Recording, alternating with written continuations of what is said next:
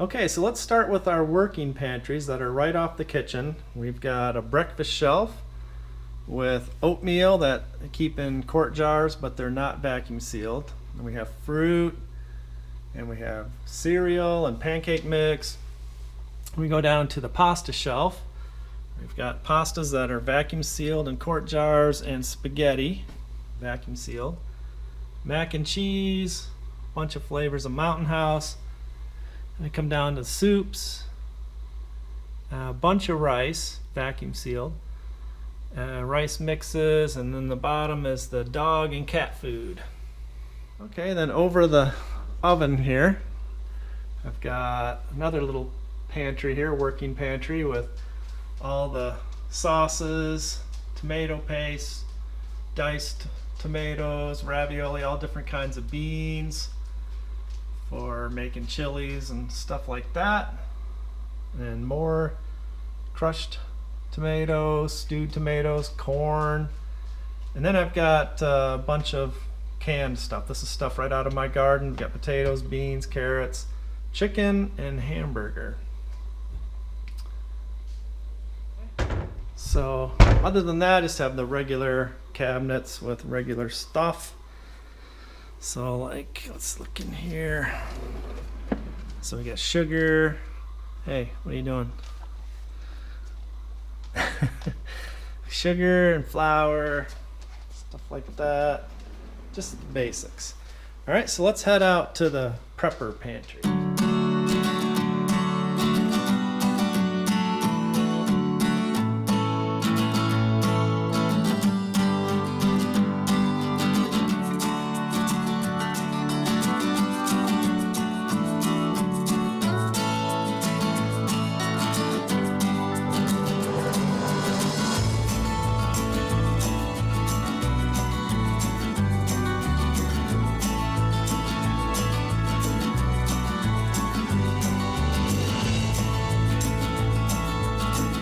Prepper pantry. The room is about 24 feet long and 15 feet wide and 10 feet tall. This is the shelf that was on the Alaska Prepper number 29. It's 16 feet long, 2 feet deep, and 10 feet tall. It's pretty big and it holds a lot of stuff. So let's see what we got here. Starting up on top with the light stuff, we got 350 rolls of toilet paper. I'm sure will come in handy. And we have over here 175 rolls of paper towels. We drop down a row and we've got the Mountain House number 10 cans. They're 3 deep, 3 high, and 16 feet long. We got all bunch of different varieties. Got a video on buying these in bulk, and each one of these boxes has 6 cans in it. I'll link the other videos at the bottom. Here's more Mountain House on this shelf, and the way I do this is I got my quart jars and I keep the Mountain House on the bottom and quart jars on the top, so I'm not double stacking my quart jars. This is all out of my garden. I canned this myself. I've got 600 quarts of potatoes, beans, carrots, chicken, and beef. So I've got the 2016s I'm still working on down here, then 2017s, 2018s, and then most of this down here is all 2019s. I think I did over 300 quarts this year, so I'm picking up speed on that. This is the chicken, and this is the beef. All right. Okay, so now if we look in here, this used to be full with all this type of boxed food, cereals. Probably had like 30 or 40 boxes of cereal, and a whole bunch of other stuff, but I've really transitioned away from that. So I'm using this stuff up and I'm not replacing it. And because for me it was too much to stay on top of. Like, stuff was starting to go bad, I couldn't keep up with it. So instead I've transitioned to Mountain House, where it's in cans, it's vacuum sealed, freeze dried, and you don't have to worry about it. It's going to be good for 30 years. So basically that checks the box, and then I don't have to worry so much. So we'll keep a little bit, but not too much.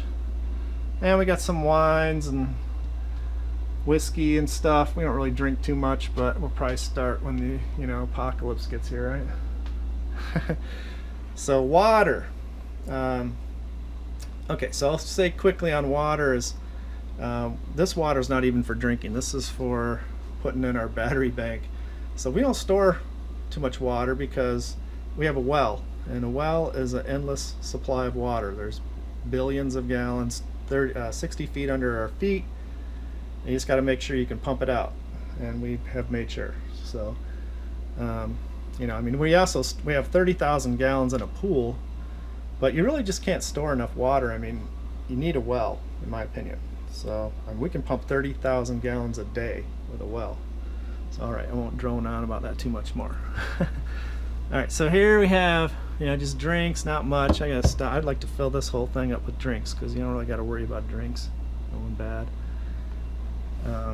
You know, other stuff, more backup sauces. I don't want to get too deep on this stuff, so I don't have to worry about it going bad. I got a few things. This has an area behind it with more stuff back there. You know, just stuff, food. I just built this about a month ago, and it's only about half full.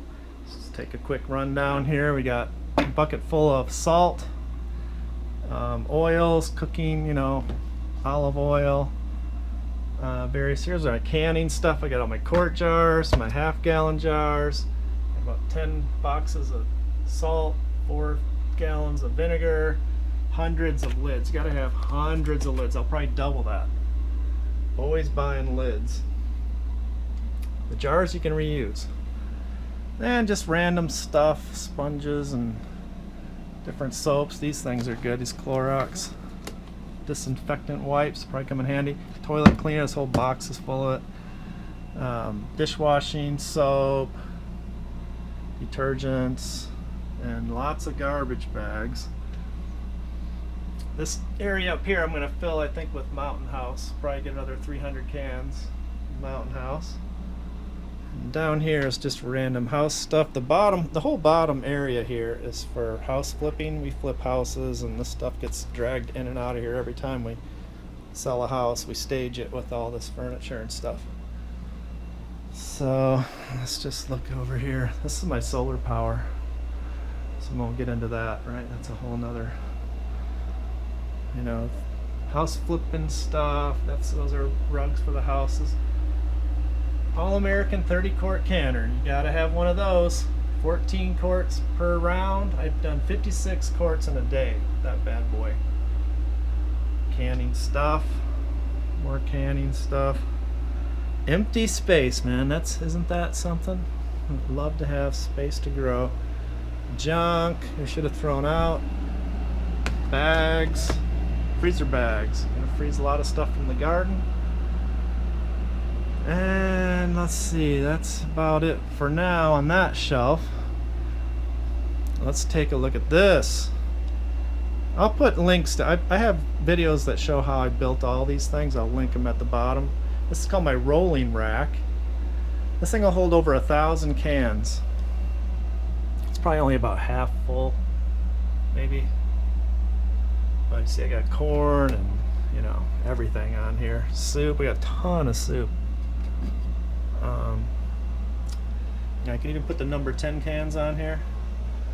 So yeah, so the way this works, you know, you pull out the one you're going to use, and it automatically, things roll down, and when you go to the grocery store you just pop it in this end, and they automatically rotates everything for you. You're always using the oldest one, so stuff doesn't you know, go bad on you. Alright, let's take a quick look at the freezer. So in here I just got, this is stuff from my garden, like, you know, onions and beans and bell peppers chopped up. Those are vacuum sealed, so they'll last a long time. Hot dogs, you know, let's see, down there's French fries, and this is all full of different types of fish, frozen fish, hash browns, oh, bacon, nice. And under the bacon is chicken, frozen chicken. Yep, so this is powered by my solar. So this thing's been on solar for 3 years now. It never runs on the utility. That's true for the refrigerator and a bunch of other stuff too. It all runs on this guy, which is running it right now. That air conditioner is also running on solar. Keeps it nice and cool in here. Oh, one more thing. These are all full of rice. So you got 6 5-gallon buckets full of rice. So anyway, that's pretty much it. Now this pantry backs up my working pantry, but what backs up this pantry? What happens when this runs out? Well, I've got one more level I call the endless pantry, and it's right out here.